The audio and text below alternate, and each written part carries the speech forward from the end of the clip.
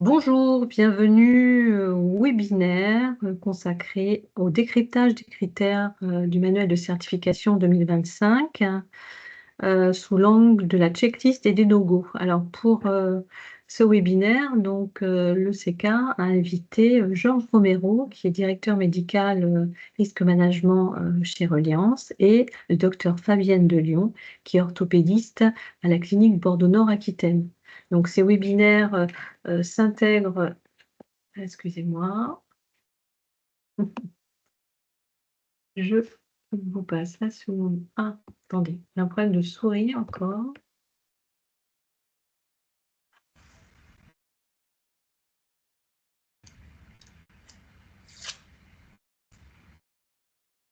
Voilà, excusez-moi. Voilà. Alors, ce webinaire s'intègre dans un ensemble de webinaires que le CK propose dans le cadre de son CEPOM avec l'Agence régionale de santé Nouvelle-Aquitaine. Donc, tout un programme de comptoir qualité sur lesquels vous pouvez vous inscrire sur l'année avec des thématiques spécifiques par rapport à certains critères que vous pouvez voir sur ce tableau. Nous en discutons la semaine dernière, donc nous n'avons pas pu réaliser le webinaire qui était programmé avec l'Omédit. Ce webinaire va être reporté car nous attendons la publication de la fiche pédagogique de la Haute Autorité de Santé sur le thème du médicament. Je profite de vous avoir, vous êtes donc 57 participants, pour vous rappeler qu'il existe actuellement une enquête nationale consacrée à, l'état des lieux de la fonction et du fonctionnement de la gestion des risques dans les établissements de santé sanitaire. Donc, votre directeur et CME ont dû recevoir un lien de l'Agence régionale de santé pour participer à cette enquête. Nous vous remercions donc de vérifier que votre établissement a bien reçu ce lien, qu'il ne l'a pas rangé dans ses dossiers et que donc cette partie, nous espérons que vous puissiez y répondre, une partie directeur, une partie coordonnateur, la gestion des risques associés aux soins. Merci de votre participation. Pour l'instant, on a une cinquantaine d'établissements qui ont participé. Donc, je pense que l'on peut faire mieux pour la Nouvelle-Aquitaine. Donc, cette thématique de décryptage dans le manuel de critères en lien avec la checklist et les no-go. Ça s'intègre dans la partie des services concernés, qui sont les secteurs interventionnels. Et lors de la visite de certification, ces secteurs, donc les blocs, bloc maternité, tout ce qui est imagerie interventionnelle, cardiologie, endoscopie, seront investigués par différentes méthodes. Alors, des traceurs ciblés, donc une nouvelle méthode spécifique, un nouveau traceur ciblé spécifique sur le secteur interventionnel, mais également d'autres méthodes qui vont aussi investiguer le secteur interventionnel, que vous voyez de citer, les parcours traceurs, des patients traceurs et des observations. Mais principalement, et la nouveauté de cette certification, c'est un nouveau traceur ciblé. Donc, dans votre application Calista, vous pouvez télécharger la grille de ce traceur ciblé. Ce traceur ciblé, vous voyez, ce n'est pas négligeable. Il y a une trentaine d'éléments d'évaluation qui sont pointés et qui sont investigués par l'expert visiteur, qui couvrent trois objectifs de la certification en termes de coordination, de sécurité et de culture, avec 7 critères investigués et notamment 2 impératifs sur lesquels on va revenir, notamment sur la checklist. Vous avez sur le site de la Haute Autorité de Synthèse, aussi de la Haute Autorité, une fiche pédagogique décrivant les secteurs interventionnels. Alors, cette fiche critères impératifs, vous avez également des outils pour communiquer en interne. Au-delà de la fiche pédagogique qui décrit précisément tous les attendus, vous avez aussi des documents de communication sur ce critère et pour chacun des critères impératifs. Donc, j'attire votre attention, utilisez bien la bonne version du manuel. Actuellement, on est dans la version J du manuel, au 23 juin. Assurez-vous que pendant l'été, nous ne passions pas à une version ultérieure avec quelques ajustements. Pas de grandes modifications, mais certains ajustements, je ne peux pas vous dire sur ce critère-là. Donc, sur ce critère, on va revoir après l'ensemble des éléments d'évaluation. On est bien sûr sur la réalisation de la checklist, mais M. Romero va développer tout cela après dans le déroulement d'une checklist. On revient, pourquoi on a choisi ce critère avec vous aujourd'hui? Parce qu'on revient encore en 2025 sur la checklist, hein, et sur son déploiement. Les forces et les faiblesses, vous les voyez à l'écran dans cet article publié en 2022, mais Monsieur Romero et Madame de Lyon vont revenir dessus au cours de leur intervention globalement. Georges, je vous laisse la parole pour présenter votre partie. Merci beaucoup. Hop, hop, j'espère que vous m'entendez bien, tout va bien. Oui, Je me mets en mode présentation. Merci beaucoup pour l'invitation. Je suis ravi de participer à ce webinaire auprès du CECA là, pour la région Aquitaine. C'est un plaisir Nouvelle-Aquitaine, Georges. Nouvelle-Aquitaine, oups, pardon, ouais, mais j'ai pas mis à jour mon référentiel, pardon. Nouvelle-Aquitaine, tout à fait, vraiment ravi d'y participer, de partager notre vision donc, de chez Reliance. Je vais présenter en quelques mots très rapidement notre vision à la fois à travers les événements, mais aussi à travers les évaluations, les différentes évaluations et accompagnements qu'on peut faire dans les structures de santé sur toute la France. Donc, Reliance, très rapidement, on est assurance risk manager. Vous connaissez sans doute plutôt sous le nom avant de la CHAM et de CHAM. Aujourd'hui, donc, on est un groupe européen d'assurance et on couvre les établissements sur la RC médicale et les professionnels de santé en RC professionnel. Et ça nous permet d'avoir une certaine vision du risque, puisque nous couvrons à peu près les 2 tiers des établissements en France. Donc, je vais vous partager un petit peu d'informations pour que vous compreniez d'où vient notre compréhension du risque et notamment sur le focus erreur évitable au bloc opératoire, notamment par l'utilisation de la checklist. Et vous voyez, chaque année, on gère en moyenne entre 5 000 et 5 500 réclamations. Donc, on est dans le cadre des réclamations indemnitaires quand le patient ou les ayants droit jugent avoir subi un dommage pour lequel il demande une réclamation indemnitaire. Donc, nous, on a cette vision-là, mais qui reste assez intéressante, puisque vous allez le voir, ça nous permet d'avoir une vision complémentaire de ce qui peut être signalé au sein des structures, ou ce qu'on peut retrouver aussi au niveau de l'analyse des EIGS, le bilan annuel que l'HAS produit chaque année. Donc, on a aussi un petit biais qui est important à connaître, c'est qu'on couvre principalement les établissements publics et privés en MCO, donc on a une vision surtout sur les secteurs interventionnels et blocs opératoires dans le système de santé, ce qui est très intéressant pour la thématique d'aujourd'hui. Donc, vous voyez que environ 60% des sinistres concernent la chirurgie, mais si on fait un focus plateau technique, c'est-à-dire on y intègre toute l'activité interventionnelle, endoscopie, cardiologie interventionnelle, etc., vous voyez que c'est plus des 2 tiers des événements et des réclamations des patients concernent ce focus-là. Autre point important, c'est que plus de la moitié des événements qu'on gère sont des événements indésirables graves. Et l'autre point à connaître, c'est qu'en fait, seuls 3% des événements sont un simple mécontentement. Donc, quand il y a une réclamation, clairement, il faut l'écouter et il faut aller l'analyser. Et c'est très, très souvent, comme vous pouvez le voir, des événements indésirables graves. L'analyse des causes, on retrouve, comme pour toute analyse des causes, les 4 causes principales, notamment les défauts de communication, qui sont presque dans 80% des événements, ou un défaut de communication entre professionnels de santé ou avec le patient. Donc voilà pour la donnée globale. Maintenant, je vais rentrer sur le sujet, un zoom, un Never Events. Alors, les Never Events, en France, on a tendance à les voir à travers le médicament. Mais ce qui est intéressant, c'est qu'en fait, un des sujets, c'est qu'on n'a pas de définition internationale, et c'est un vrai sujet, et vous verrez, je vous en parlerai juste après, c'est un sujet porté par l'OMS également.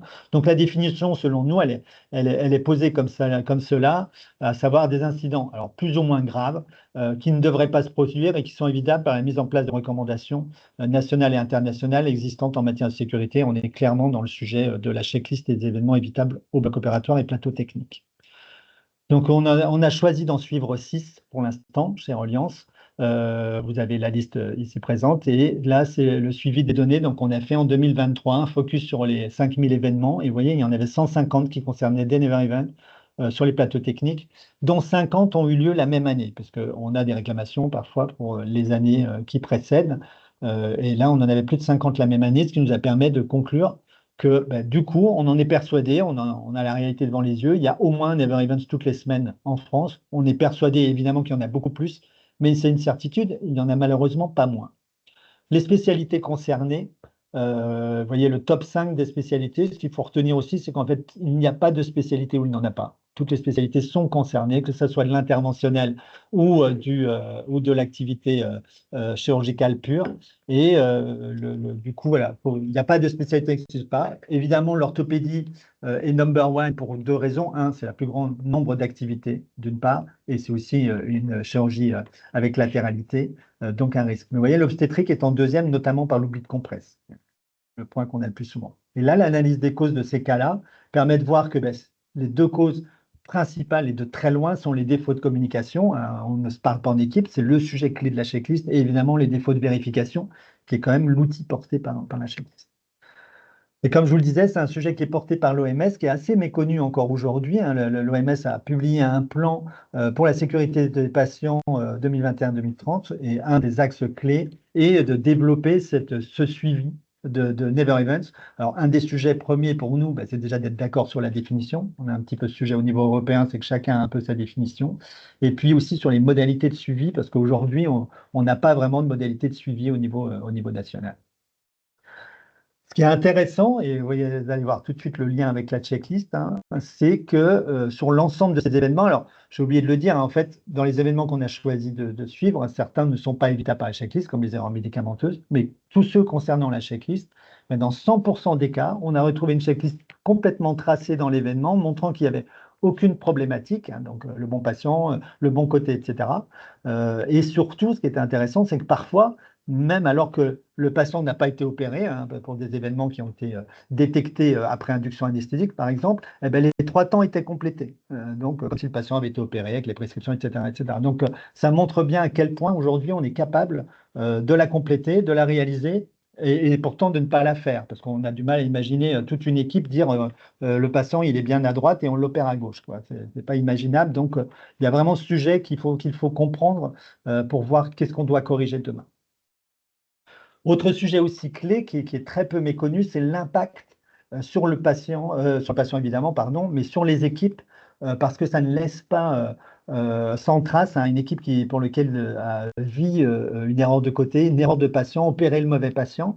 Il y a parfois des interventions gravissimes. On a eu il y a quelques mois une néphrectomie chez un patient atteint de cancer. Il a eu une néphrectomie du mauvais côté, donc il se retrouve sans rein, donc avec une dialyse définitive. Donc c'est une vraie problématique. Donc ça peut avoir des impacts majeurs chez les patients.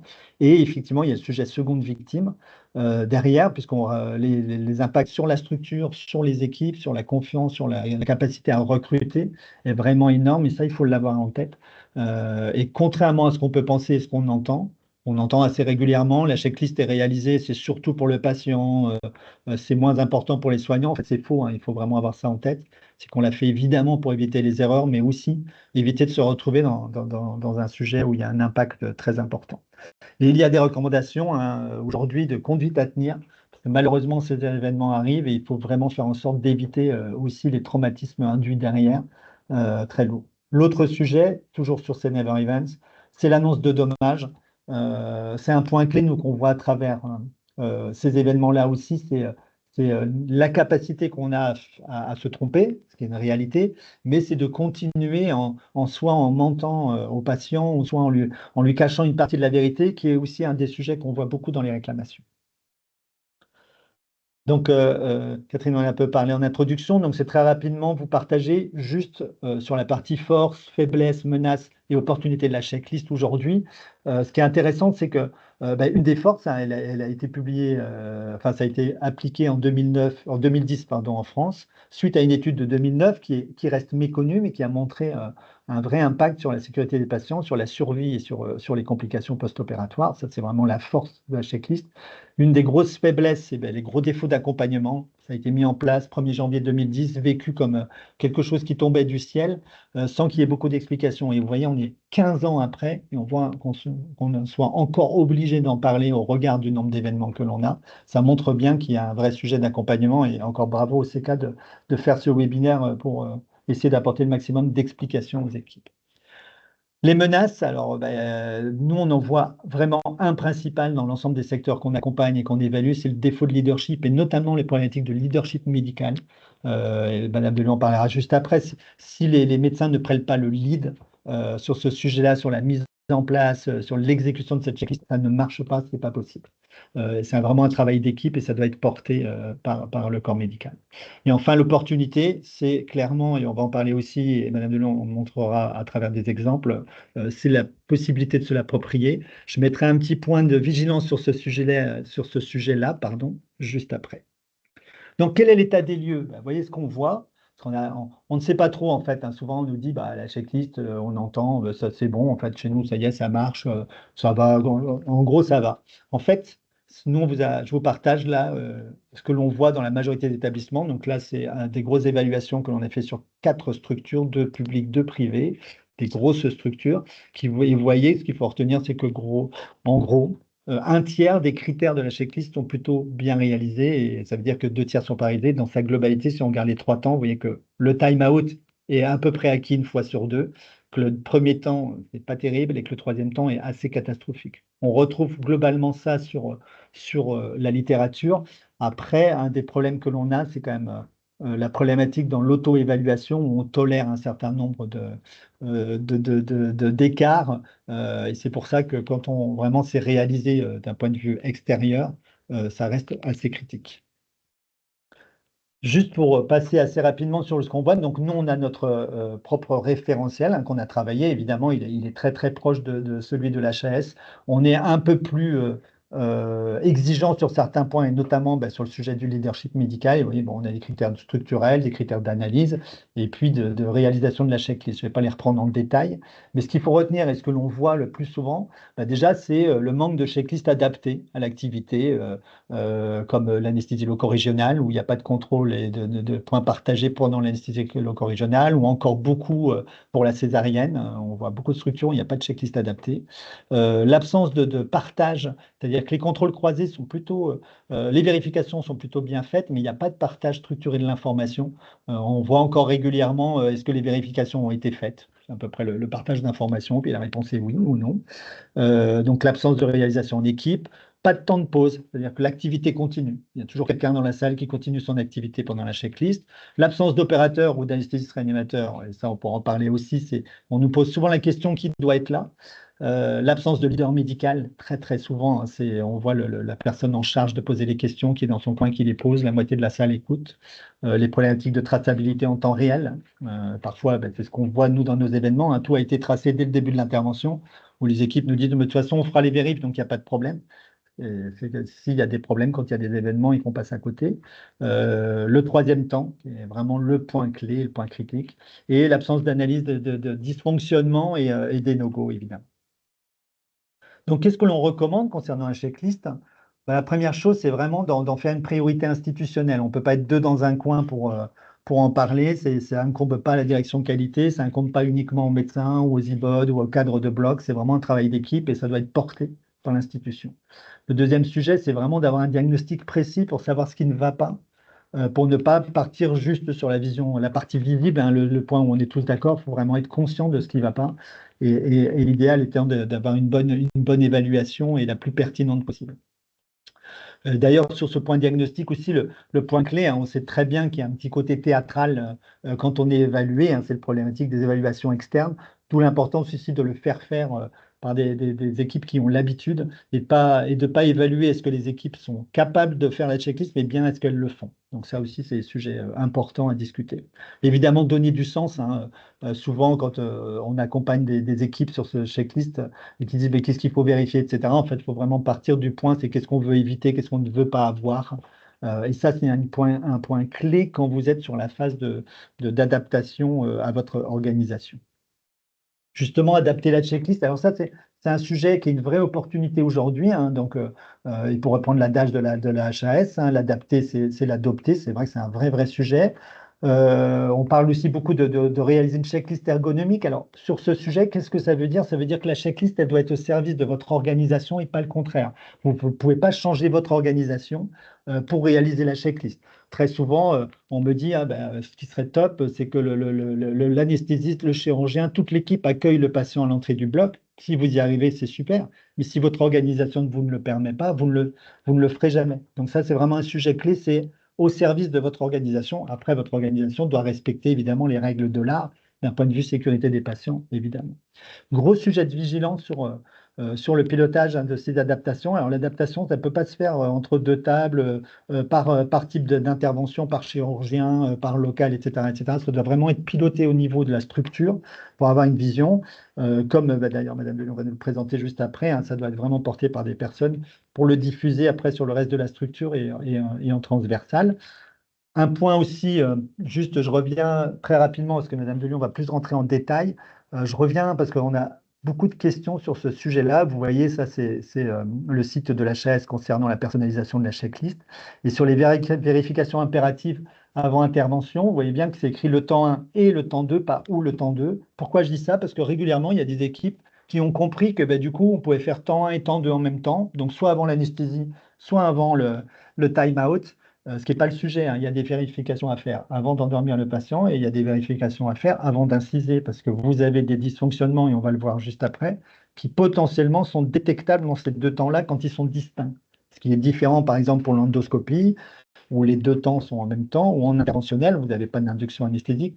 Là, on l'entend, mais vraiment, point de vigilance, ce n'est pas parce qu'il y a une seule case qu'on peut juste rajouter des cases à cocher à droite et le faire juste avant l'induction ou juste avant l'incision. Donc ça, c'est vraiment un message important parce on est régulièrement sollicité sur ce sujet en disant c'est la HAS qui l'a dit, donc on peut le faire. Non, non, la HAS, elle dit bien temps 1 et temps 2, pas ou temps 2. Enfin, pour terminer, donc, après avoir adapté la checklist, ce qui est fondamental, cinquième recommandation, vraiment former les équipes, avoir un plan de formation des nouveaux arrivants, c'est vraiment le sujet des structures de santé, notamment qui accueillent des gens en formation. Il faut vraiment faire de la formation initiale et la formation continue. C'est ce qu'on voit aussi, hein, il y a beaucoup d'équipes qui ont énormément travaillé sur la checklist et qui, 6 mois, 1 an après, se disent, zut, on recommence comme avant. Ben oui, il faut former en continu parce que malheureusement, il n'y a pas de formation initiale encore aujourd'hui digne de ce nom, en tout cas pour les médecins, il n'y a pas de doute. Il y a vraiment un besoin de former, d'accompagner et de former les personnes à la structure et pas le contraire. Ce n'est pas la structure de s'adapter à chaque nouveau médecin. Enfin, le pilotage, hein, c'est un point clé attendu de l'HAS, hein, après vraiment le suivi des dysfonctionnements et les no-go. Donc ça, on va pouvoir en reparler aussi après, peut-être dans les échanges, notamment sur ce sujet des no-go qui est un point clé, hein. Ce qui est sûr, c'est que ça soit no-go avec ou sans no-go, l'ensemble des dysfonctionnements détectés doivent être aussi analysés, suivis et surtout partagés pour montrer au sein de l'équipe, des équipes, l'importance de cette checklist et de mettre en place des indicateurs pertinents de suivi au-delà de juste le taux de remplissage qui est aussi quelque chose où régulièrement on se tire dans le pied, hein. Quand une structure de santé nous dit on a 100% de traçabilité, ben on en est très content. Mais quand on fait nos évaluations, on retrouve toujours les mêmes résultats. Donc c'est intéressant, mais c'est nettement insuffisant. Et donc évaluer et trouver des évaluations qui sont les plus proches de la réalité. Et je vous ai mis ça, donc ça on vous le partagera, mais je ne vais pas rentrer dans le détail parce que c'est des questions qu'on a souvent et on a produit ce petit document qui sont les incontournables de la checklist, à savoir sous la forme QQ au QCP, hein, c'est qui fait quoi à quel moment, pour savoir qui doit être présent et clairement nos recommandations sur le premier temps, le deuxième temps et le troisième temps, et qui fait quoi. Et juste pour résumer ça, c'est vraiment cette notion de leadership, qui est le leader et qui est le rôle du coordonnateur qui, lui, va poser les questions sans y répondre et s'assurer vraiment le rôle de chacun. Donc ça, je pense que ça sera partagé. S'il y a des questions après, on pourra revenir dessus, mais je ne vais pas rentrer plus dans le détail. Et même chose, un deuxième point derrière qui était, pareil, les mêmes choses, un peu la philosophie globale, qui fait quoi, et ça, vraiment à diffuser très largement et à adapter, mais ça reprend toutes nos recommandations depuis ces 3-4 dernières années. Et puis j'en ai terminé, donc je laisse la parole à Madame Delion maintenant. Merci. Donc, si vous avez des questions à poser, n'hésitez pas à le faire dans le chat et après les deux interventions, on pourra y répondre. Je lirai vos questions et Georges et Madame de Lyon pourront y répondre. Madame de Lyon, donc je vous remercie de votre intervention. Donc, nous sommes sur un retour d'expérience. Vous voyez bien le diaporama de Madame de Lyon? Oui? Oui, on voit très bien. Ouais. Très bien, merci. Oui, bonjour à tous. Donc, je suis le docteur de Lyon, je suis chirurgien ortho et médecin coordinateur en gestion des risques associés aux soins. Et je fais partie aussi des experts à orthorisque. Donc, je vous donnerai une petite expérience d'orthorisque et de la checklist parce qu'il y a un gros travail actuel, en tout cas dans notre organisme d'accréditation. C'est vous qui avez la main. Oui, je vous passe La diapo, voilà. Donc la notion de checklist, en fait, c'est vraiment notre liste de vérification et c'est comme ça qu'il faut la voir. Hein. Et c'est vraiment notre liste en tant que praticien et soignant et elle doit vraiment nous servir à ça. Je ne reviens pas sur son efficacité, on est tous d'accord qu'au niveau terme morbidité, mortalité, périopératoire, tout a prouvé son efficacité. Elle est quasiment tout le temps réalisée, elle est rendue obligatoire, mais comment elle est réellement réalisée, je pense que c'est ça le problème. Et effectivement, c'est plutôt une espèce de corvée administrative, c'est comme ça qu'elle est vécue en tout cas, plutôt que vraiment un outil de travail pour nous. En plus, grâce à la checklist, on va améliorer la culture sécurité, le travail en équipe et la communication, qui, à mon avis, au niveau d'un bloc opératoire, c'est juste le b.a.-ba pour arriver à fonctionner correctement et vraiment de travailler tous ensemble. C'est un lien. Je passe à la suivante. Vous savez tous qu'il est demandé une évaluation de la checklist partout. Jusqu'à présent, les indicateurs qui étaient demandés étaient uniquement quantitatifs sur des taux de remplissage et le pourcentage de remplissage de la checklist. On passe aujourd'hui à des indicateurs qui vont être qualitatifs, ce qui veut dire que, je reviens, M. Romero, par rapport à ce que vous avez fait comme étude, mais ça veut dire qu'en tant que soit coordinateur en gestion des risques, soit au niveau de la qualité, d'aller faire des audits de pratique, d'aller dans les blocs opératoires, voir comment ça se passe, de ne pas hésiter à faire des questionnaires individuels aux utilisateurs, voir comment ils la vivent et comment ils l'utilisent, mais aussi comment ils la vivent réellement. Et donc aussi le questionnaire de culture sécurité, puisque une fois qu'on a bien travaillé sur la checklist, je pense qu'on peut avoir un indicateur sur le questionnaire de culture sécurité qui peut être modifié, parce que c'est vraiment un lieu d'échange assez important et ça peut changer complètement une ambiance au sein d'une salle d'opération, j'en suis persuadée. Diapo. Nombreux freins, je passerai, puisqu'en fait, on les a déjà évoqués. Je pense que toutes les excuses, et ce qu'on entend souvent, c'est qu'on manque de temps, etc. Ça, c'est vraiment des excuses assez classiques. Pourtant, diapo.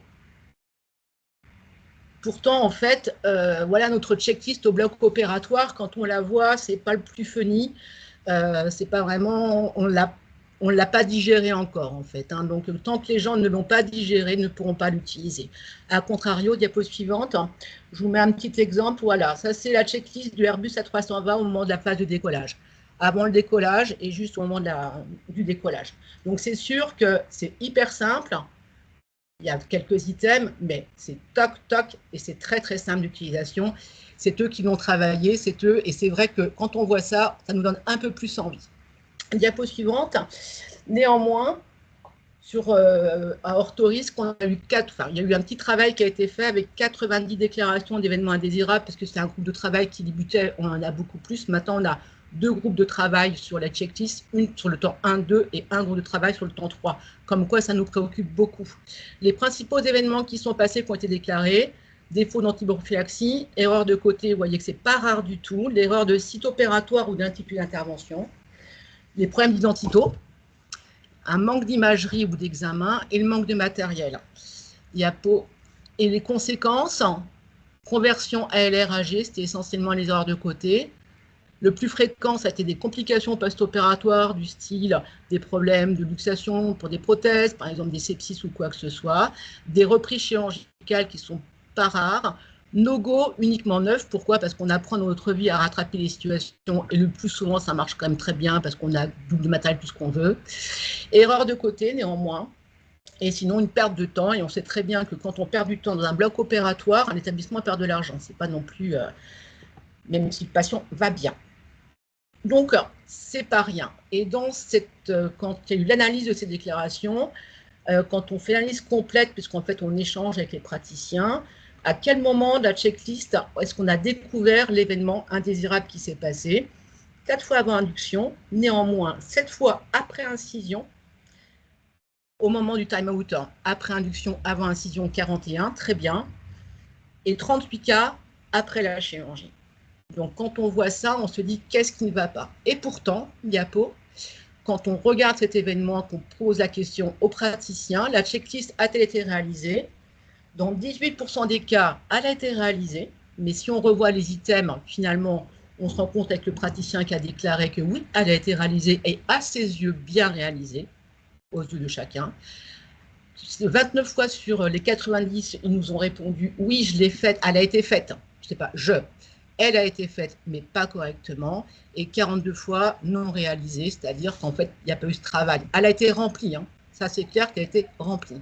Et sur ces 90 déclarations, en fait, c'est que qu'à des 90 déclarations, en fait, les événements étaient 100% évitables. Ce qui n'est pas toujours le cas, hein. Attention, je dis juste sur les 90 déclarations qui ont été analysées. Donc cet élément de checklist, c'est quand même quelque chose de hyper important. Diapo, s'il vous plaît. Je reprends l'adage de HAS, adapter, je bien le petit mot, l'adapter, c'est l'adopter. Ok, si ça marche, ça demande quand même un gros travail. Le socle, vous le trouverez sur le site, c'est les incontournables là-dessus, on ne peut pas y échapper. Donc effectivement, temps 1, temps 2, on reviendra dessus, et ben, ça paraît très logique sur toujours les mêmes choses avec le no-go à la fin, la petite pause ultime. Et aussi les vérifications impératives après l'intervention, j'en reparlerai sur les comptes de matériel, coupant, tranchant, piquant, compresse, les prélèvements de pièces opératoires, les prescriptions. Donc on voit que finalement il y a peu d'items et après vraiment la HAS nous laisse totalement libre de la présentation. C'est-à-dire que vous pouvez faire des phrases si on a envie, on peut mettre des mots si on a envie, on peut garder une case à cocher simplement comme on peut aussi mettre du oui, non comme on a envie. Ça c'est effectivement le choix des équipes. Et donc, il faut vraiment l'adapter en fonction des équipes et même par rapport au type de chirurgie qui va être faite, parce que dans un bloc opératoire, entre on arrache des dents et je vais mettre une prothèse totale de hanche, c'est quand même pas non plus les mêmes étapes qu'il faut mettre. Donc, vraiment à travailler avec chacun. Diapo suivante, s'il vous plaît. Alors, est-ce que peut-être, j'ai des questions, Oui. Fabienne et Georges en même temps. Peut-être parce qu'il y a des questions en lien avec l'interprétation de certaines diapos. Alors, j'avais d'abord une question sur les no-go. Alors, Georges ou Fabienne, pouvez-vous nous préciser la définition d'un no-go en termes de délai, par exemple, si un document est manquant temporairement dans le dossier du patient ou un autre motif de report? Alors, je parle des no-go un petit peu plus loin. Ouais, le no-go, c'est un arrêt de la procédure avant l'incision. Entre le moment où le patient rentre dans une salle d'opération et avant incision. Après, ça s'appelle un arrêt de procédure.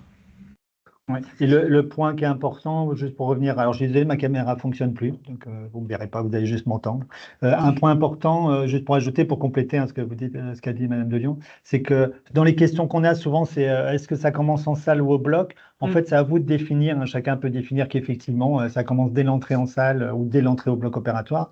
Le plus important est de se dire que si un patient, si votre définition du no-go, c'est qu'il faut qu'il soit rentré en salle et qu'il a été rebooté à l'entrée du bloc, de toute façon, il faut le tracer et il faut le signaler. Ça reste quand même un dysfonctionnement sur lequel il faut travailler parce qu'un jour, ce patient-là rentrera en salle et on passera à côté de toute façon. Donc, c'est important de tracer tous les dysfonctionnements pour pouvoir les travailler, que ça soit ou non un no-go et la définition. L'autre sujet aussi qu'on a souvent, et c'est dans les questions, c'est au bout de combien de temps? 10 minutes, un quart d'heure, 20 minutes? Ça n'a pas d'importance. Même chose, si vous avez attendu 20 minutes pour récupérer votre dossier, c'est quand même une perte de temps qui nécessite d'être analysée. Donc, le principal, encore une fois, c'est de vous dire que vous ne passez pas à côté de dysfonctionnements pour aller les analyser et aller en comprendre les causes, parce que la checklist reste un outil de détection de dysfonctionnement, etc., donc de récupération, mais ce n'est pas un outil d'analyse de cause. Donc, c'est vraiment, il faut aller chercher pourquoi vous avez ces dysfonctionnements, parce que malheureusement, ça ne marche pas toujours. Après, il y a une autre question. Ouais, il y a une autre question. Oui, je vous voulez compléter? Ouais. Effectivement, quand je vous dis rentrer en salle, si déjà on arrive à déclarer les no-go et à travailler sur les no-go des patients qui rentrent en salle mais qui ne vont pas être opérés, on sera déjà bien. Moi, je considère que quand on va déjà dans un bloc opératoire, c'est déjà pas normal, mais si déjà on arrive à travailler à ceux qui rentrent en salle et qui vont ressortir non opérés, on serait déjà hyper content. Et l'autre question, Madame de Lyon, portait comment on arrive à avoir des EI pour les 18 checklists réalisées sur les 90 événements déclarés? Parce qu'en fait, en fait, ils sont déclarés sur ce qu'on appelle le SIAM, notre site de déclaration d'événements indésirables dans notre organisme d'accréditation. Et après, les experts, on échange avec les praticiens. C'est-à-dire, eux considèrent qu'elle a été réalisée correctement. Mais néanmoins, quand on regarde l'événement, parce qu'en fait, il manque du matériel ou quoi que ce soit, au niveau du matériel, globalement, s'il y a un bon contrôle, c'est essentiellement les implants d'une boîte de ST qui nous posera problème. Et en fait, si on revoit tout ça, elle a été considérée comme bien réalisée par 18 des praticiens, 18 sur les 90. C'est elle a été 100% des cas réalisés, attention. Pour eux, elle était bien réalisée. Et dans 29 cas, elle a été mal réalisée. C'est eux-mêmes qui se rendent compte qu'elle n'a pas été bien faite. Et dans 42 cas sur les 90, ils disent non, je ne l'ai pas faite. C'est leur réponse. C'est pour ça que je vous donne le sentiment des praticiens. Je trouve que c'est assez intéressant en fait. 18 sur 90, le praticien considère qu'elle a été réalisée correctement. Oui, là, on est sur la procédure d'accréditation. Si on veut s'approprier, justement, je pense que c'est là-dessus qu'il faut jouer. Parce qu'en fait, on part du principe que tout le monde fait super bien son boulot. Faut savoir que là, sur Orthoïs, on travaille maintenant, on propose dans l'établissement de santé avec les orthos de faire des ateliers, on verra justement, pour l'appropriation de checklist avec l'adaptation de la checklist. Et typiquement, à chaque fois qu'on les rencontre, on va dans les établissements, là je vais vendredi à Périgueux, c'est quand on les écoute, les praticiens disent tous qu'ils le font, la checklist. Et le soignant fait aussi sa checklist. Le problème, c'est que tout le monde vérifie les choses. On n'a pas envie que ça se passe mal. Donc, on ne remet pas en cause les compétences et le sérieux des professionnels. Mais néanmoins, c'est le côté croisé qui est important et qui n'est pas fait correctement. Avec un problème de leadership qui manque. Excusez-moi de vous avoir coupé. Je reprends là. Vous déroulez. L'autre question après, ça sera sur le temps 3, mais je crois que vous allez l'aborder. Je vais l'aborder un petit peu. Donc, les incontournables, vous voyez que c'est relativement simple. La mise en place, diapo suivante. Donc, en fait, il faut l'adapter, comme je l'ai dit, à l'activité, quasiment à la spécialité chirurgicale. C'est presque ça. Pas tout à fait, parce que je pense qu'on peut en regrouper, mais par rapport aux besoins du service. Si vous avez des praticiens qui sont intéressés, il faut foncer à fond.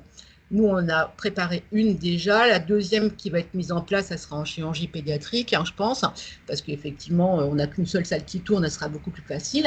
Et le travail se fait vraiment en équipe, c'est-à-dire que si on veut adapter la checklist et l'adopter donc, il faut vraiment travailler avec les soignants, les infirmières, les chirurgiens, les aides opératoires, les anesthésistes et les GAD. Si on travaille qu'avec un corps de métier, ça sera un échec cuisant. Donc en fait, il faut vraiment plutôt aller chercher leurs besoins. Et là où je rejoins M. Romero, c'est qu'en fait, il faut adapter la checklist par rapport à leur façon de travailler.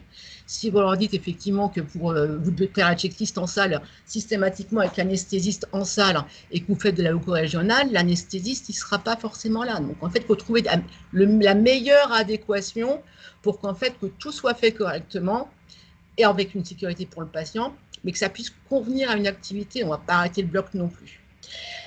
Et par ailleurs, il faut faire des petits ateliers. C'est ce qu'on fait donc justement avec le Orthorisque, où on va dans l'établissement, on réunit toute l'équipe et on voit un petit peu qui fait quoi, comment vous voulez faire, comment vous travaillez, etc. Et ça, il faut le faire au sein de notre établissement aussi pour que en fait, tout le monde adhère et qu'on puisse avancer dessus. Donc, je crois que là, on avait une question. La validation par l'équipe est un élément clé de la sécurité. Partant, il est souvent difficile de réunir les intervenants médico-soignants, notamment CHIR. Avez-vous des conseils sur le sujet? Donc, vos ateliers, c'était une question qui portait sur l'adaptation. Oui, là où les ateliers qu'on a actuellement, nous, dans l'établissement, ou même là quand je vais ailleurs, ça va être effectivement une journée qui est dédiée, quasiment, avec les équipes pour qu'on puisse travailler sur la checklist. Donc, pour l'instant, c'est que sur l'orthopédie. En fait, c'est Orthoïs qui les organise. Et donc, après, c'est un engagement en établissement. Après, on a toujours été d'accord que la checklist et tous ces trucs-là ne peuvent fonctionner que s'il y a un engagement au niveau de l'établissement. Donc, en fait, on peut… Alors, moi, j'en ai fait une ici. Je n'ai pas fait une journée entière. On a fait une journée entière aussi déjà avec les orthopédistes et les anesthésistes. Et après, j'ai retravaillé secondairement par des petites réunions de 1 heure, 1 heure et demie à chaque fois. Mais c'est un travail, je veux dire, ça peut pas, l'adaptation de la checklist, on ne peut pas la pondre comme ça, quoi. Je veux dire, il faut que ça soit les gens qui la font, qui l'adaptent à leur activité. Et je rajoutais… Moi, je peux en faire 4 checklists en théorie, si vous voulez, mais ça ne marchera toujours pas si c'est moi qui l'a fait à leur place. Ouais. Et un point de vigilance pour compléter aussi, c'est effectivement de faire attention des checklists qui ont été adaptées dans d'autres structures. Parfois, elles peuvent correspondre parce que c'est exactement la même activité, mais parfois, il faut être vigilant à ne pas reprendre une checklist qui n'est pas forcément adaptée à votre organisation. Donc, vraiment, de point de vigilance. Sur le site de HAS, il y a des partages. L'HAS, hein, ils le disent, hein, ils ne sont pas les garants du fait que ça réponde complètement à la problématique de sécurité des patients. Donc, il faut vraiment être vigilant sur ce point-là. Et puis, je rejoins à 100% Alain de Lyon sur le sujet. Vraiment, c'est un travail d'équipe. Ça ne se fait pas tout seul, hein. Ça demande quand même du temps et vraiment déjà arriver à convaincre les acteurs, ce qui n'est pas forcément évident. C'est pour ça que quand nous on va dans les établissements, ça dure une journée parce que tout le matin, il y a un pilote de chasse qui vient, qui est là aussi. Tout le matin, on fait des ateliers pour que les gens comprennent un petit peu l'intérêt de la communication, de l'échange, etc. Et c'est l'après-midi qu'on travaille sur la checklist. Donc, il faut arriver à les convaincre, hein, parce que c'est pas juste dire, OK, on peut adapter la checklist, on y va les gars, c'est facile. Non, non, non, il faut vraiment arriver à trouver la bonne façon pour que les personnes se disent, oui, je vais y gagner quelque chose. Je vais y gagner quelque chose. J'y gagnerai en temps, en résultat, tout ce que vous voulez. Mais sinon, ça ne marchera pas. Donc, vous avez évoqué que vous interveniez dans un établissement de la région.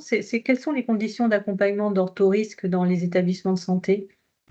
En fait, Orthorisque, ça marche qu'avec les équipes d'ortho. Pour l'instant, forcément, c'est financé par Orthorisque. D'accord, ok. Et donc, c'est une demande que fait l'établissement, l'équipe d'orthopédistes auprès d'Orthorisque. Oui. D'accord. Alors, je vous signale aussi, comme pour l'accréditation. Hein. Ah, pardon. Excusez-moi. Je pense que c'est à l'étage. Oui, pardon, excusez-moi. Sur l'accréditation, c'est la même chose. Hein. L'HAS peut aussi proposer des temps. Donc, sur le site de l'HAS, vous pouvez aussi solliciter la Haute Autorité de Santé pour présenter l'accréditation, pour mobiliser votre établissement. Souvent, ça se fait en vidéo et il y a un formulaire à remplir. Donc, il y a des accompagnements possibles. Je vous passe la diapo suivante, Madame de Lyon. Oui, s'il vous plaît, je veux bien. Ça, c'est des exemples qui sont extraits, en fait, alors, Monsieur Romero, vous allez avoir les oreilles qui vont se dresser, parce qu'en fait, je les ai extraits de l'HAS, en fait. Hein. Donc, un des exemples qu'ils mettent dans leur formulaire avec les 3 temps. Vous voyez que c'est hyper simplifié. Je vous dis, en plus, vous en faites ce que vous voulez. Vous pouvez faire les 3 temps, vous pouvez mettre toutes les vérifications à chaque fois si vous voulez. Vous pouvez mettre du oui, non, c'est à vous de le moduler. Donc là, c'est vraiment issu du site de l'HAS avec ces 3 temps. Diapo suivante. Eux aussi, sur le site de l'HAS, nous proposent, et oui, en 2 temps. Donc, je pense qu'on peut en discuter, parce que moi, sur la salle de pédiatrie, typiquement, on va essayer de, comme en fait, les chirurgiens sont dans la salle d'opération avant l'induction, je suis en train de me poser la question. Donc, on peut en discuter, parce qu'effectivement, ça, c'est sur le site de l'HAS que j'ai trouvé. Diapo suivante. Voilà, nous, ce qu'on a mis en place, en tout cas, c'est la loco-régionale. C'est-à-dire qu'on a fait une checklist dédiée à l'anesthésie loco-régionale parce que ça pose toujours souci au niveau du côté, au niveau du matériel, etc.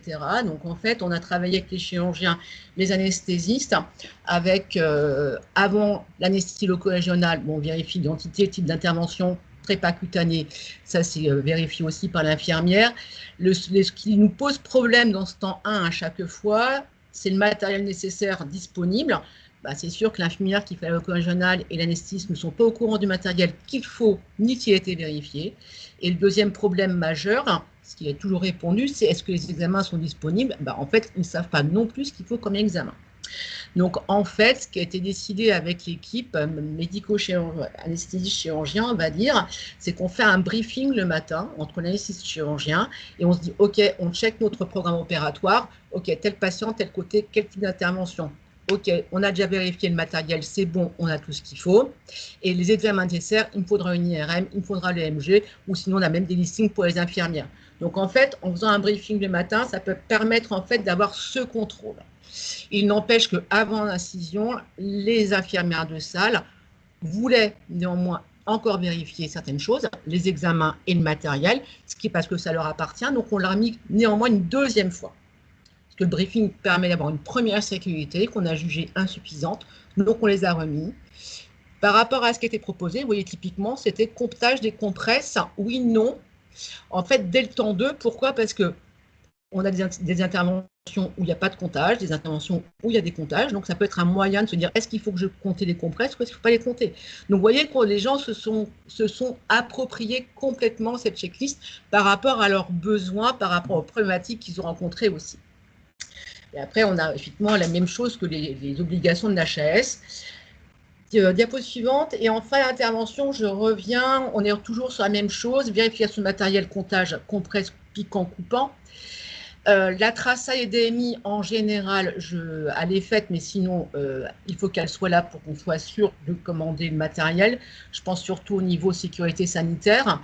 Bon, il y a le problème financier, mais aussi la traçabilité sanitaire, et c'est super important, et surtout de pouvoir recommander le matériel, sinon la prochaine fois, il en manquera.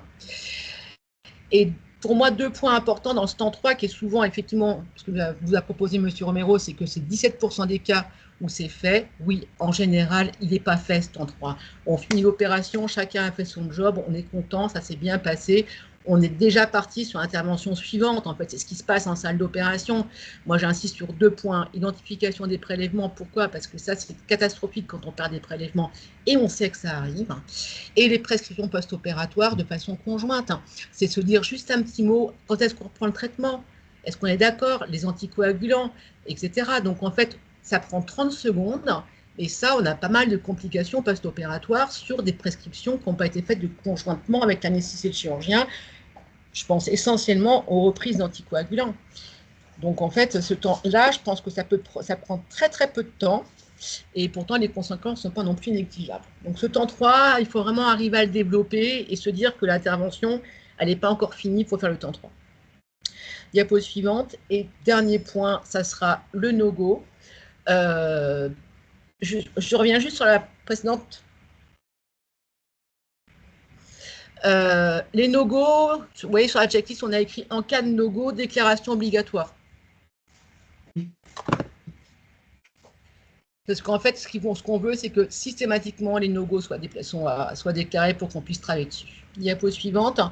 Donc, le no-go, c'est ce qu'on a dit, arrêt imprévu de l'acte chirurgical entre le moment où le patient est entré en salle d'opération ou au bloc, comme vous voulez, et l'incision. Arrêt de procédure, donc c'est après incision. Il ne faut pas le prendre en échec. Il faut le prendre en fait sur une solution dégradée. Souvent, en fait, il se passe un truc qui ne va pas forcément bien.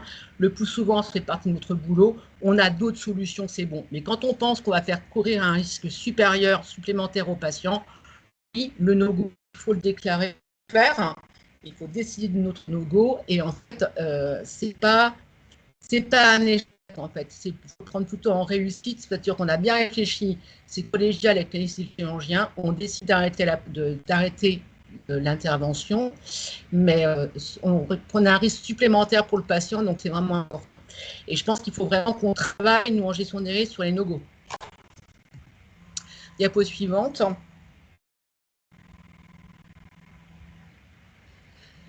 Sur les no-go, sur l'enquête orthorisque, juste 30 secondes, parce qu'on me sollicite un petit peu.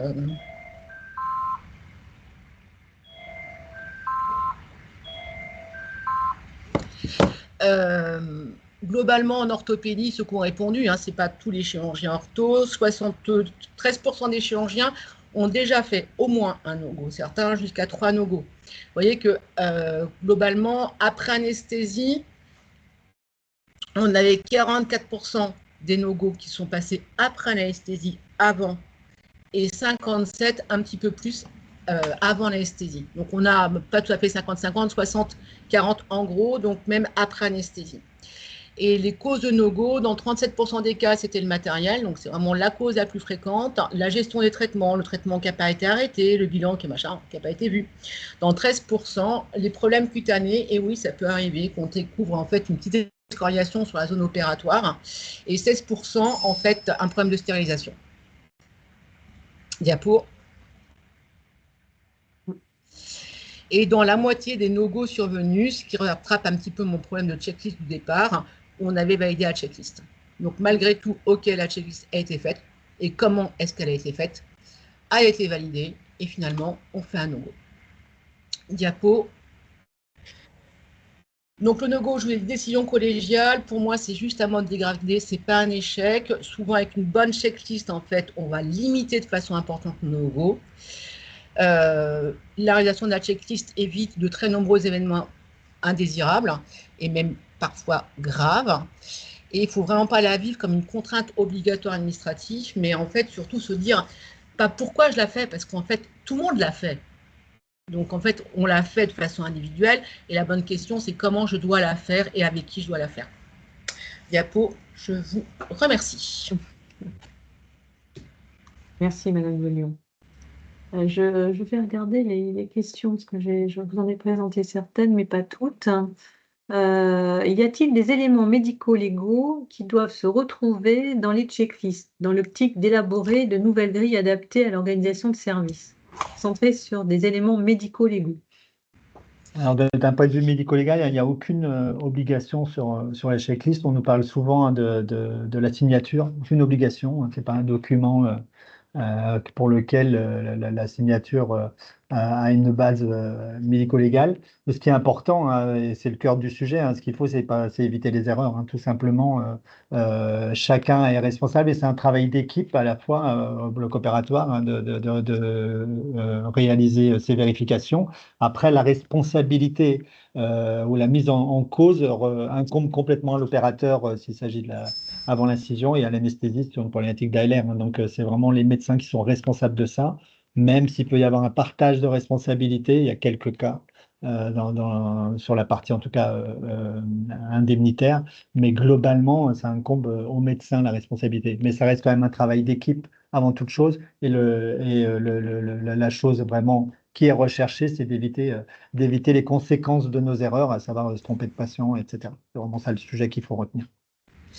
Je reviens dessus, en fait, l'obligation, c'est avoir fait une checklist, avoir fait la checklist. Après, l'HAS nous autorise à l'adapter. Vous voyez qu'il y a un socle obligatoire, donc là-dessus, ils seront intransigeants, donc il faut qu'on garde ce socle obligatoire. Voilà. Après, il faut qu'elle soit validée par la CME. C'est-à-dire qu'en fait, il ne faut pas l'envoyer à la HAS pour qu'elle soit validée. Il faut que l'établissement la fasse valider par la CME. Et puis, pour compléter ce qu'on disait tout à l'heure, hein, je reviens sur le sujet des 2 temps versus 3 temps.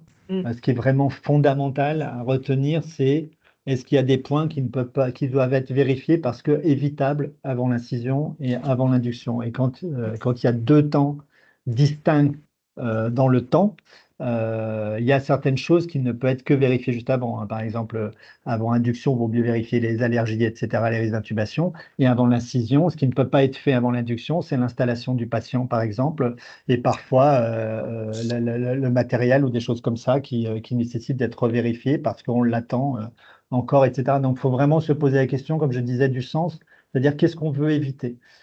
Et ça, c'est vraiment le point clé de décision. Et c'est vrai que là, on a eu des très bons exemples. Madame de Lyon, vous avez présenté des très bons exemples d'adaptation. Et vous avez avec l'équipe qui a clairement demandé à rajouter un temps avec l'ALR, c'est exactement ça, parce que les professionnels de santé savent très bien ce qu'ils ont à vérifier, à quel moment, et si vous leur dites, voilà, qu'est-ce qu'ils ne voulaient pas qui arrive, vous allez trouver. Et l'autre sujet aussi qui est important sur le dessus, c'est, quelles que soient les décisions qu'on se prend, hein, c'est le principe, on peut se tromper aussi, et se dire, bah, c'est bien, c'est pas bien, d'où l'importance d'analyser les dysfonctionnements, mais aussi d'analyser les événements indésirables qui auraient dû être détectés par la checklist, parce qu'il y a encore quelques cas comme ça, sur défaut de détection, d'absence de matériel ou de choses comme ça.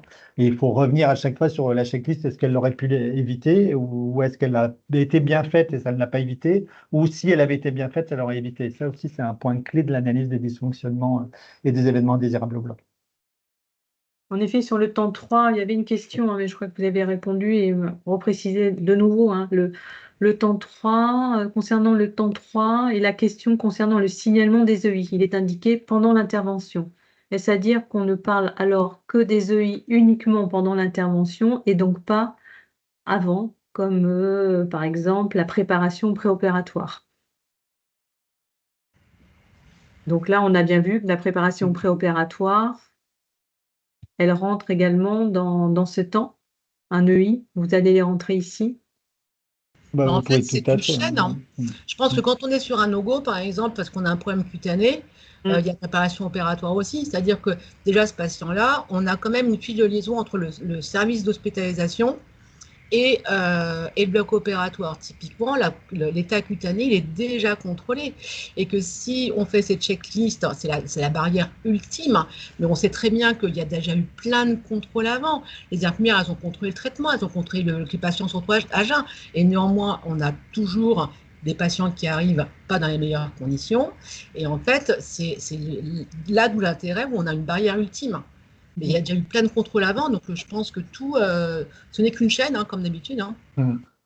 Et la question finale, hein, c'est pour ça que c'est dans le troisième temps, c'est est-ce qu'il y a eu un dysfonctionnement qui nécessiterait d'être signalé, événement indésirable ou non, hein, ça reste quand même, est-ce qu'il y a un signalement par rapport à la prise en charge? C'est aussi un aide-mémoire pour dire oui, oui, pour ce patient-là, on avait dit qu'on signalerait ce point-là. C'est aussi c'est pour ça hein, que nous, on insiste beaucoup sur le fait de dire il y a les no-go et il y a aussi des dysfonctionnements, d'où la question au troisième temps hein, de la checklist. C'est est-ce qu'il y a eu quelque chose qui nécessiterait d'être un signalement? C'est une revue en équipe pour partager ce point-là.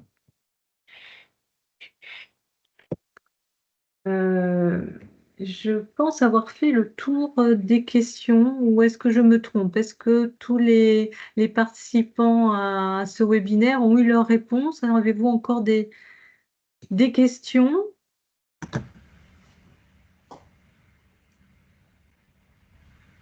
Une personne qui lève la main là, dans le public, je crois. Ouais, attendez.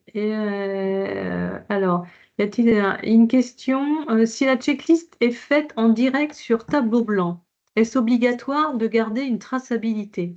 Ah oui, Mm. ah oui.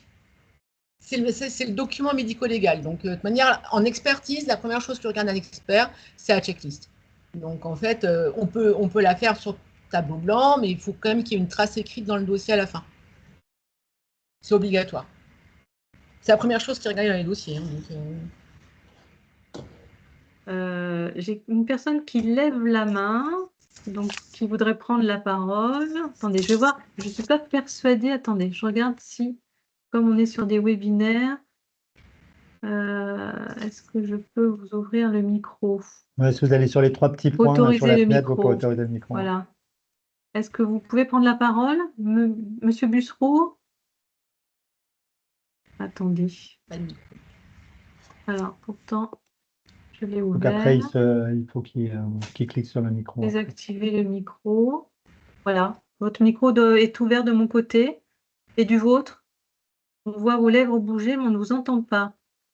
Vous cliquez sur le micro pour Eh bien, pourtant, c'est Voilà. Bonjour, vous m'entendez là? Oui, voilà. Oui, bonjour. Vous pouvez... Christophe à la clinique mutualiste du Médoc. La HLS a fait une checklist césarienne code rouge. Alors forcément, je veux dire, la checklist, c'est pas une priorité parce que là, on court contre le temps parce qu'on parle de survie de la maman ou du bébé, voire des deux. Est-ce que, voilà. Alors nous, de notre point de vue, hein, c'est que quel que soit le niveau d'urgence, et encore une fois, d'où l'adapter, parce que vous avez quand même quelques questions, et on voit, nous, à travers les événements a posteriori, type, est-ce qu'on a prévenu le pédiatre? C'est ce genre de questions. Et ça, c'est typiquement des choses que, oui, il y avait la question tableau blanc juste avant. Il pourrait y avoir, vous pourriez adapter les trois questions clés que vous affichez au mur, que tout le monde doit se poser et partager. Vraiment, partager. tout ça, c'est vraiment, enfin, je veux pas dire que ça pollue, mais je veux dire, ça prend un temps fou. Et comme je vous dis, là, c'est vraiment, on table sur la survie de la patiente, du bébé. C'est pour ça qu'il faut vraiment que vous mettiez les questions qui vous paraissent les plus pertinentes, en tout cas le sujet qu'il faut partager, parce qu'on a tout ça dans la tête qui peuvent vous polluer, hein, parce que c'est quand même aussi une forme de charge mentale, et qui sont quand même pertinentes même pendant une urgence, même vitale et absolue, comme le code rouge. Hein. C'est quelles questions pour vous, d'après vous, quelles sont clés? Et effectivement, la checklist telle qu'on la voit, elle n'est pas fondamentalement adaptée. Après, ce qu'il faut avoir en tête aussi, hein, c'est que le temps moyen de réalisation d'une checklist, elle est de 30 secondes. Donc, je ne parle pas pour le code rouge, hein, mais déjà aussi, parce qu'on a eu ça comme sujet, et Madame de Lyon l'a répété, et puis Catherine aussi, on nous dit souvent, j'ai pas le temps. faut savoir que le temps moyen d'un des 3 temps, donc le temps global, c'est 90 secondes, donc c'est pas très long, c'est 30 secondes. Et effectivement, pour une urgence clé, il faut se dire, voilà, c'est quoi les 2-3 points avant l'incision fondamentales à se partager. Je 90 vous secondes dis, sur une coïncidence du cordon, c'est oui, long. oui, non, mais c'est pour ça que je vous dis, je ne vous parle pas Oui. du code rouge. Je Oui. vous parle de Ah oui. généralement. Non, Par contre, sur le code rouge, c'est quels sont les points clés. Et moi, je vous dis, les sujets que nous, on voit a posteriori, c'est on a oublié d'appeler le pédiatre ou le réanimateur, quoi. Ce qui est dommage pour le bébé. Et parfois, c'est juste dire ça à quelqu'un qui dit tout, est-ce que c'est OK pour le pédiatre? Est-ce que c'est OK pour ceci? Voilà. Quelles sont vos questions clés? Quels sont les événements que vous ne voulez pas voir arriver, même pendant une urgence vitale? D'accord. On va la simplifier alors. Il faut. Parce qu'au moins, elle sera faite, c'est ça un Une sujet, question. parce que sinon, on sait très bien qu'elle n'est pas faite. Ouais. Mais après, vous Mais- pouvez très bien, de la même façon, sur ces codes rouges, je pense que c'est à chacun de s'approprier. Si vous avez le tableau blanc en salle de césarienne d'urgence, mettez en fait les points à vérifier Ouais, oralement, en mettant pédiatre appelé, machin, etc. Comme ça, pendant qu'on l'installe, on se le check et vous tracez votre checklist secondairement. En fait, c'est à Exactement. chacun de voir un petit Oui. peu des trucs importants comme ça Alors, pour s'adapter. on est quand même un établissement isolé. Le pédiatre le plus proche, je pense qu'il est à 1 heure, voire 1h30 de route. Bon, nous, on a des pédiatres qu'on appelle, mais ce que je veux dire, Voilà, c'est en tout cas, il ne va pas se c'est pas déplacer la en fait. On sait tablette, Non, pertinemment mais que c'est par rapport à votre pratique. C'est vraiment par rapport à Voilà. votre pratique. C'est quels sont les points clés que, effectivement, Oui. comme dit Madame de Lyon, pendant que vous préparez la salle, pendant, etc., que vous installez, il y a toujours de toute façon des temps incompressibles et ça vaut le coup de se dire quels sont les points clés. Et à vous de le travailler en équipe pour au moins d'être sûr de se dire ces événements, on ne veut pas les voir arriver. D'accord. Justement, Merci. En plus. Je crois que j'ai une autre personne qui avait levé la main. E et MP. Alors, mystère, qui est cette personne? Attendez, j'autorise le micro. Vous pouvez parler? J'ai ouvert, non, je n'ai pas encore ouvert le micro. Je pense qu'ils doivent l'ouvrir eux-mêmes après, quand vous avez autorisé. Voilà, mais là, voilà, moi, il est autorisé de mon côté.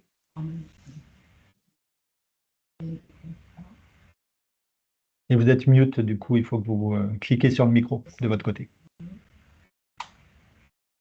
C'est ENP. E et MP, vous avez demandé la parole? Dernier code. On ne vous voit pas, voilà. Ouvrez votre caméra et ouvrez votre micro. Alors, moi, je l'ouvre, donc vous devez le fermer. Donc, attendez, alors, qui fait quoi? Je vous l'ouvre. Là, votre micro est ouvert. E et MP. Catherine, il y avait une question aussi sur le quid des audits des checklists, la fréquence recommandée. Et en fait, hein, sur cette fréquence-là, comme la réponse qui n'est pas une réponse, qui est de dire régulièrement, mais effectivement, il faut que ça soit adapté à votre activité. Donc, si vous êtes sur une routine qui n'a pas de changement de checklist, etc., une fois tous les ans, tous les 18 mois, c'est largement suffisant. C'est vrai que quand vous passez le cap des 18 mois, 2 ans, ça devient compliqué. Hein. Vous ne savez pas trop comment ça se passe. Et après, à vous de travailler aussi sur des modalités d'évaluation un peu efficaces, rapides, d'auto-évaluation faites par du personnel du bloc, etc., pour vite capter les écarts par rapport aux pratiques habituelles. Et je dirais que plus vous êtes turnover et plus il faut réduire la fréquence de ces évaluations. Donc, j'ai une question au chat et après, quelqu'un a levé la main et on vous laissera après rejoindre vos activités. La question, est-ce que le leadership peut être un e-mode pour faire face au turnover des médecins dans un contexte d'isolement de l'établissement? Oui, c'est vrai que c'est compliqué. Après, c'est vrai que ce qu'il faut faire comprendre dans tous les cas, c'est que ça doit être au médecin de déclencher les temps. Il y a en gros que l'anesthésiste qui sait qu'il va endormir et que le chirurgien qui sait qu'il va inciser. C'est vrai que dans ce cas particulier, si vous avez beaucoup de remplaçants, de turnover, etc., ça peut être compliqué, mais ça vaut le coup vraiment de l'expliquer aux médecins qui vont venir en remplaçant, etc., en disant voilà, la checklist, elle se passe comme ça chez nous. Donc, quand tu vas inciser, quand tu vas endormir, tu le dis et on posera les questions, etc. Et là, ça, on peut dire que quelque part, c'est l'IBOD ou l'infirmière ou la l'IAD qui porte un peu le lead sur ce sujet-là. On va dire que c'est un cas particulier, c'est entendable, mais en tout cas, ça doit être vraiment le médecin qui sait Pourquoi on dit ça? Parce que souvent, on voit des équipes où tout à coup, on a une infirmière circulante le plus souvent qui va dire on fait la checklist et on n'est pas du tout dans les temps, mais ça arrange parce qu'elle est près de l'ordinateur, etc., etc. Ou un médecin qui dit on fait la checklist et personne n'est prêt autour. Donc, c'est vraiment faire comprendre l'importance de ce temps de pause et qui doit être vraiment, pas quand ça arrange, mais avant d'endormir le patient et avant d'inciser au plus près ou avant de débuter une intervention dans les cas particuliers, mais en tout cas d'être au plus proche. Mais là, c'est vrai que vous avez une situation où potentiellement, oui, il vaut mieux que ce soit les IBOT qui prennent le lead sur cette situation, ou si vous avez des médecins qui tournent tout le temps, quoi. Alors, une question d'Evelyne Maire. On vous écoute.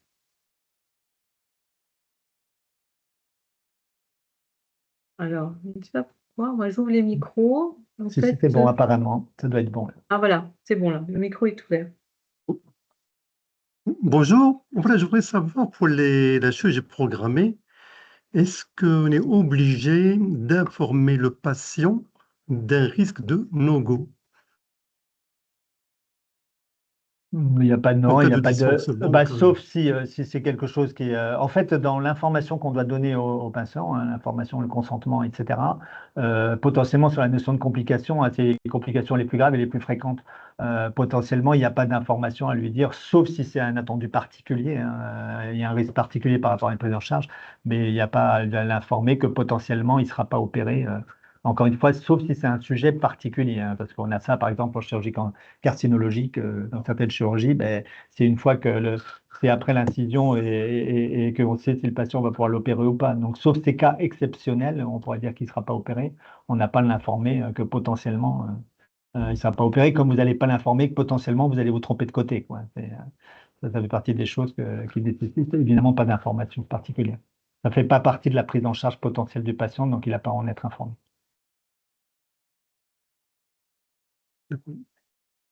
Alors, dans les questions, on a une dernière question. La question de la personne qui n'a pas pu prendre la parole. Bonjour. Quid du premier temps effectué en SSPI par les IDE EMA pour les ALR? Ça, c'est Comment l'exemple de l'adapter? Madame de Lyon, Voilà. hein, de la checklist adaptée à l'ALR, Voilà. c'est exactement ça. Et comment l'adapter et qui est coordonnateur? Alors, l'adapter, Madame de Lyon a expliqué la démarche participative, hein, et qui est coordonnateur de tout ça? En fait, le coordinateur, c'est de la même façon, c'est au sein de l'établissement qu'il faut choisir.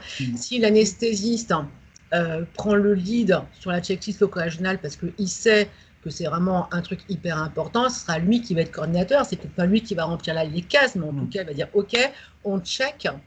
Après, sinon, on peut déterminer que ce sera l'infirmière de salle de réveil ou de loco-régionale qui sera coordinatrice et qui posera les questions. En fait, là, je vois, on peut très bien aussi moduler en disant, je pense que c'est vraiment en fonction de comment on travaille dans l'établissement qu'on doit choisir. Et il y a une différence entre le coordinateur, le leader, et la personne qui remplit le papier.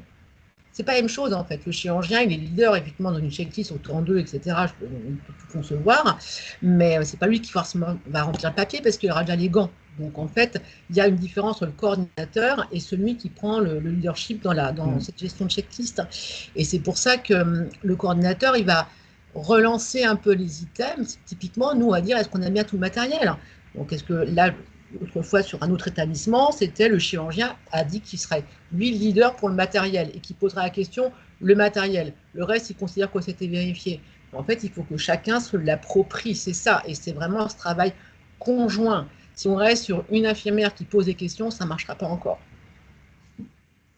Ouais. Et comme l'a dit Madame de Lyon, c'est vraiment à s'entendre effectivement en équipe de qui va prendre, qui va être en charge de la traçabilité et de poser les questions effectivement à chaque étape. Et effectivement, la problématique, le sujet de l'ALR, parce qu'il y a des solutions, c'est effectivement de définir déjà où elle est réalisée, par qui est présent. Et après, encore une fois, c'est à votre ergonomie de travail, c'est-à-dire que vous n'avez pas changé votre organisation pour demander à l'IBOT de sortir de la salle parce que c'est elle qui est coordinatrice, etc., etc. Et ça, c'est vrai que c'est parfois des discussions auxquelles on assiste, hein, à se demander ça va être qui. Après, c'est qui est présent et qui peut le faire. C'est pour ça que c'est vraiment important de travailler avec ces personnes de terrain pour savoir comment elle fonctionne. Et même déjà, l'architecture du bloc opératoire intervient dans l'adaptation de la checklist. C'est pas que juste un papier et des cases à remplir. Ce que je vous dis, je peux en faire 50 dans un bureau. Mais rien que l'architecture intervient, en fait. Oui. L'architecture, on avait une question aussi il n'y a pas très longtemps sur la problématique de l'informatisation. C'est pour ça que nous on pose la question. Il n'y a pas de plus ou de moins, mais parfois vous n'avez pas accès à la checklist informatisée pour faire l'ALR. On a eu ce sujet-là en salle de réveil. L'ALR était faite en salle de réveil et ils n'avaient pas accès à la checklist informatisée. Donc quid nous, en fait, comment on fait Nous, on a une checklist informatisée. Pour l'instant, alors si je l'ai informatisée, pas complètement, mais en fait, au départ, on a mis papier en locaux régional, en disant c'est vous qui la remplissez, et la personne qui sera en salle remplira le temps 1 à la place de la personne qui l'a faite, mais elle a le papier pour se baser. Et en fait, c'est ça la coordination et le travail d'équipe. En fait, ok, ma collègue l'a vérifié, elle me donne le papier, c'est moi qui vais rentrer à la tablette et dans l'informatique comme quoi ça a été fait, mais c'est pas la responsabilité, elle n'est pas à celle qui remplit en fait ça. C'est la personne c'est l'équipe chirurgicale en entier qui est importante. Donc on a fonctionné pendant un moment comme ça en fait, en faisant un peu de papier, un peu d'informatique.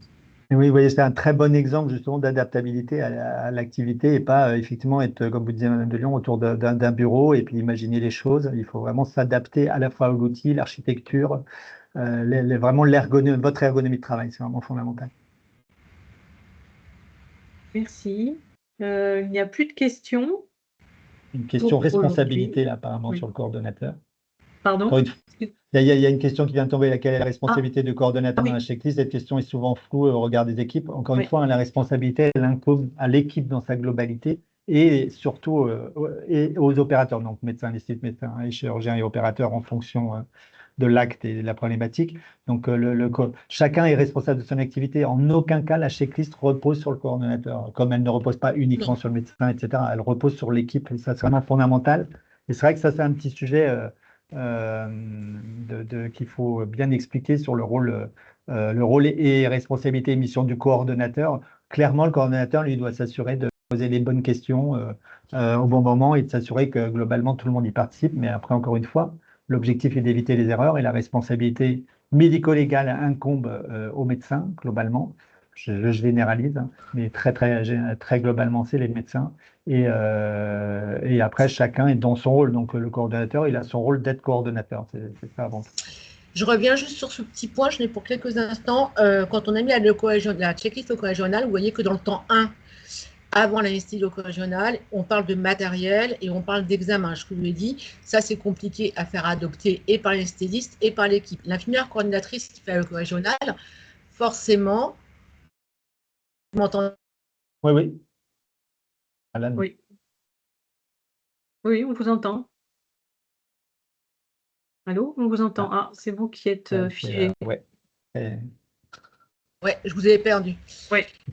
Je disais qu'en fait, l'infirmière qui va être en loco-régional, moi, quand on a mis ça en place, les cadres m'ont bien dit, oui, mais elle ne peut pas être responsable du matériel alors qu'elle est infirmière plutôt réveil et que c'est l'infirmière de salle qui s'occupe du matériel. En fait, ce n'est pas un problème de responsabilité. Ce qu'il faut voir, c'est le résultat à la fin. C'est qu'on ait ce qu'il faut pour pouvoir opérer dans de bonnes conditions. Ce n'est pas le problème, elle n'est pas responsable du tout. Elle va chercher l'information, c'est ce qu'on lui demande de faire, mais ce n'est pas sa responsabilité. Donc c'est ça la différence en fait. C'est pas, je vous dis, c'est vraiment le but final, c'est qu'on soit vraiment en sécurité pour le patient. Et la responsabilité, elle n'est pas là en fait. Est-ce qu'il existe genre des documents, des fiches sur le rôle et responsabilités du coordonnateur? C'est des éléments qu'on doit retrouver dans la charte du bloc, ça, non? Oui, oui, tout à fait. L'idéal, ou dans votre procédure spécifique, si vous faites une procédure spécifique sur la checklist, il y en a qui le font. L'idéal, c'est évidemment la charte de bloc, est quand même le document idéal de rôle et responsabilité de chacun. Mais c'est vrai que parfois, vu la problématique aujourd'hui sur le travail qui est en train de se faire sur la checklist, c'est très intéressant de demander vraiment de respécifier les rôles et responsabilités de chacun. Parce qu'effectivement, malheureusement, dans l'inconscient collectif autour de checklist, qu'on nous dit souvent, hein, c'est que de toute façon, les responsables de la checklist, c'est l'infirmière de salle, l'infirmière circulante. Ça, je l'entends très, très souvent. Et en fait, il y a une confusion, effectivement, entre coordonnateur, leadership, responsabilité d'équipe, etc. Et l'objectif de tout ça, Madame de Lyon vient de le dire, c'est exactement ça. Hein, ce qu'on veut, c'est travailler dans les meilleures conditions et au service du patient. Ça serait du matin. Si jamais vous avez, comme tout à l'heure, montré le tableau là sur les différents temps que vous accepteriez que l'on partage Oui, bien sûr, oui, hein, c'est tout à sur fait rôle, diffusable. responsabilité, leadership, on se fera le relais Ouais. pour Et puis tout pour à fait moduler. ouvert quand il y a des remarques, parce que l'idée, c'est de le faire vivre, ce document, il est au service. Ouais. Donc, s'il y a des retours en disant, tiens, ça, c'est pas très clair, ça sera avec plaisir de l'enrichir. D'accord, on le joindra à ce moment-là. Si vous en avez un, on le joindra au document. Donc le webinaire, l'audio, le support, et si vous avez d'autres documents à nous partager, Monsieur Romero, on les mettra donc sur le site du CK. La dernière question, papier ou tablette, je crois qu'on y a répondu hein, sur la checklist. Ouais. Il n'y a pas vraiment de mal. notion de bonne Voilà. pratique. L'idéal Les deux. étant, encore une fois, de l'adapter. Voilà. C'est- L'ergonomie, ouais. voilà, Exactement, l'appropriation est le premier mot à retenir. On a dépassé le temps. Je vous remercie aux participants, aux intervenants, et le prochain webinaire donc sera mi-juillet sur l'engagement patient.